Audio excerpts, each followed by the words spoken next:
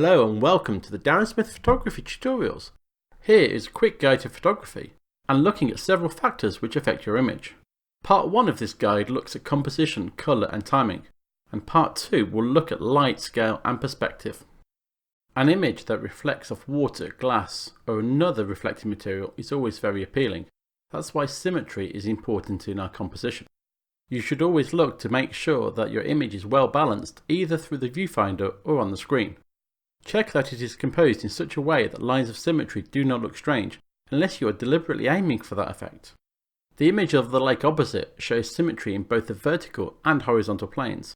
Even though it doesn't have a main focal point, it is pleasing to look at. The picture of the postbox has a vertical line of symmetry. Even the background has an element of symmetry too.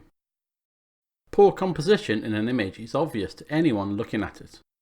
A good composition will focus on the subject being photographed. The questions you should ask yourself are as follows. Number 1. Is your subject the primary focus of your image? The example here clearly shows that the camera is focused on a completely different part of the scene. Number 2. Are there any stray or distracting artifacts in your photograph? In this example, there is clearly a petal diverting your view of the orchid. Number 3. Does the image of your lens intersect the corners or edges of the image, commonly known as vignetting? Vignetting can be seen here as some of the light is blocked towards the corners of this lens, making it appear darker. Extreme vignetting can clearly be seen in this example where the edges of the lens completely block out light on this ultra-wide lens. This is an extreme example though. I used a lens designed for a smaller crop sensor on a full-frame camera to show the effect. Number 4. Is the horizon straight and not looking as if you were leaning to one side? If your image is not level, use a spirit level on a sturdy tripod or perhaps correct in a photo editing package afterwards. Number 5. Am I choosing to follow or deliberately break the rule of thirds? This is where the image is divided up into 3 and the main subject is traditionally situated towards the middle third of the composition. And finally, number 6. Am I choosing to follow the golden spiral? This is based on the mathematical Fibonacci spiral and allows the eye to easily pan across the image. Colour, or the lack of colour, can set the mood of your image. It will determine whether your image will look warm, cool, vibrant or dark. Your choice of colour should be determined by the subject you are shooting.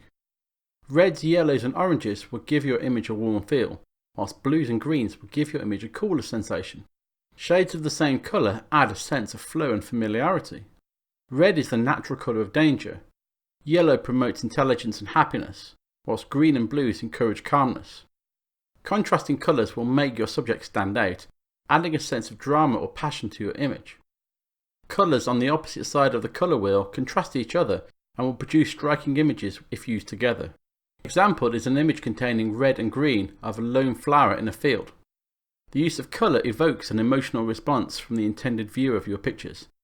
This is one reason why black and white photography is very popular, particularly with portraiture and landscape images. Timing is also very important in photography, mainly in timing the correct exposure, but equally in timing of your picture. If you rush your shot, you may be too quick to capture that perfect moment. If you are too slow, you may miss it. Be patient and wait until the precise moment you need. If your camera has a delay, become familiar with it and practice anticipating when you will need to press the shutter. If you do not want people in your shot, wait until they have moved on. Alternatively, if you do want people in your picture to give a sense of scale, wait until suitable people are in the right place or engage with the people around you. I hope you have enjoyed watching this video. Please feel free to check out more at darrensmith.org.uk or on YouTube, Twitter or Facebook. Thank you for watching.